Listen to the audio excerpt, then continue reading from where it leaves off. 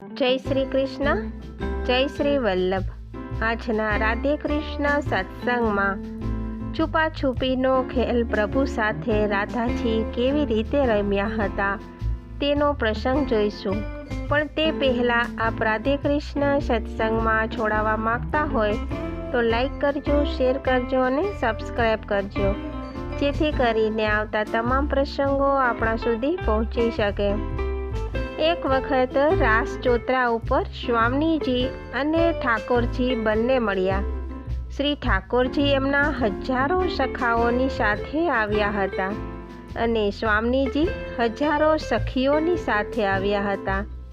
શ્રી ઠાકોરજીએ કહ્યું, આજે રાસ રમીએ. રાધાજી કહે છે, મને આજે તો છુપાછુપીનો ખેલ ખેલવાનો મનોરથ છે. રાસ તો આપણે રોજ કરીએ છીએ. અરે રાધાજી, છુપાછુપીનો ખેલ આ ચોતરા ઉપર કેવી રીતે ખેલાય? એ માટે તો ચાલો આપણે સઘન વનમાં જઈએ, જ્યાં છુપાવા માટે કેટલી જગ્યા હોય. આ ચોતરા પર તો છુપાશું ક્યાં? શ્રી ઠાકોરજીએ આવું કહ્યું. પ્રભુ, એ આપ જાણો. મારે તો આજે સંતા કુકડી રમવી જ છે, અને એ પણ આ ચોતરા પર જ. પ્રભુ વિચારે છે કે અહીં તો માત્ર ચોતરો જ છે. અહીં કોઈ સંતાવા માગે તો પણ ક્યાં સંતાય? જગ્યા જ ક્યાં છે? વળી રાધાજી કહે છે, સંતા કુકડી રમવા માટે મારી 3 શરત છે. પ્રભુ કહે છે, શરત? કઈ શરત? રાધાજી કહે, પહેલી શરત એ કે કોઈ આ ચોતરાની બહાર નહીં જાય. અરે પણ આ ચોતરા પર સંતાવવું હોય તો ક્યાં સંતાય? પ્રભુ, એ આપ જાણો. મારી બીજી શરત એ છે કે છુપાવા માટે કોઈ એક વ્યક્તિ કરે એ બીજું ના કરે.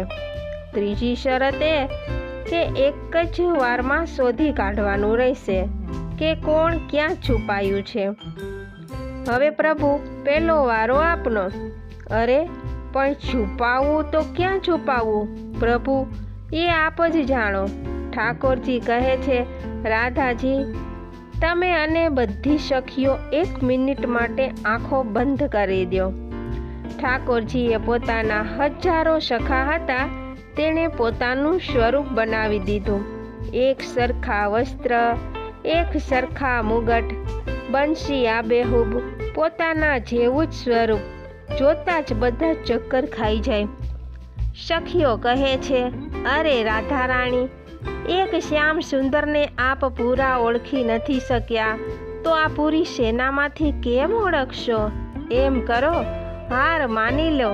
રાધાજી કહે છે, અરે હાર શા માટે માનું?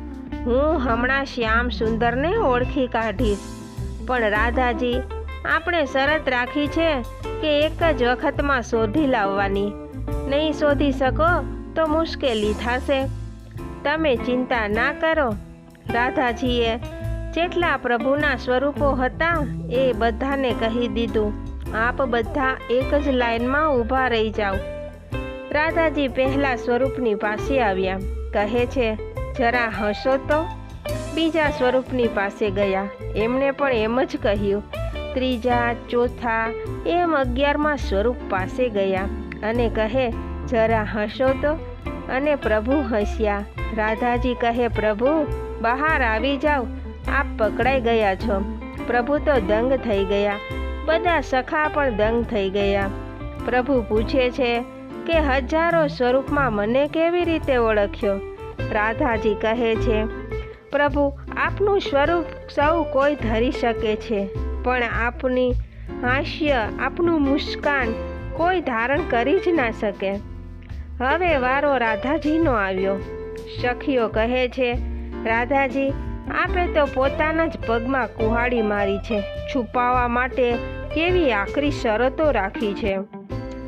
રાધાજી કૃષ્ણના બધા સ્વરૂપોને કહ્યું કે તમે પણ આંખો બંધ કરી દો. બધાએ આંખો બંધ કરી દીધી. રાધાજીએ સખીઓને કહ્યું, રાસ ચોતરાની આજુબાજુ મોગરાના ઝાડ છે, એના ઉપર પુષ્કળ કળીઓ છે. એ બધી કળીઓ લઈ આવો ચોતરા પર કળીઓનો ઢગલો કર્યો. સખીઓએ ચોતરા ઉપર કળીઓનો ઢગલો કરી દીધો અને રાધાજી કહે છે, એક એક ઢગલામાં એક એક સખી સંતાઈ જાઓ.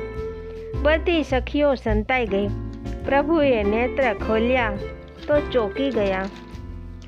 સખાઓ કહે છે, કનૈયા, તે અમારું સ્વરૂપ તારા જેવું બનાવી દીધું હતું ત્યારે આપણે સામે તો બધા દેખાતા હતા.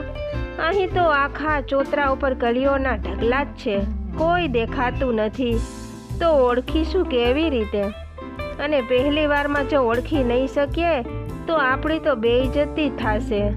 તું લાલા એમ કર, હાર માની લે. પ્રભુ કહે છે, તમે ચિંતા ના કરો, હું હમણાં ઓળખી લઈશ. શ્યામ સુંદર તો ચોતરા પરના ઢગલા પાસેથી પસાર થતા ગયા. પછી એક ઢગલા પાસે ઊભા રહ્યા અને બોલ્યા, રાધાજી, બહાર આવી જાઓ.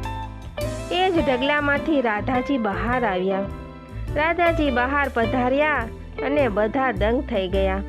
રાધાજીને પ્રભુને પૂછ્યું કે તમને કેવી રીતે ખબર પડી કે હું આ ઢગલામાં છું? પ્રભુ કહે છે, અરે પ્યારેજુ, આ કોઈ મોટી વાત નથી. બધા ઢગલા કળીઓના હતા, પણ આપ જે ઢગલામાં હતા તે ઢગલાની બધી કળી ફૂલ બની ગઈ હતી, કારણ કે એમાં આપનો સ્પર્શ થયો એટલે બધી કળી ફૂલ થઈ.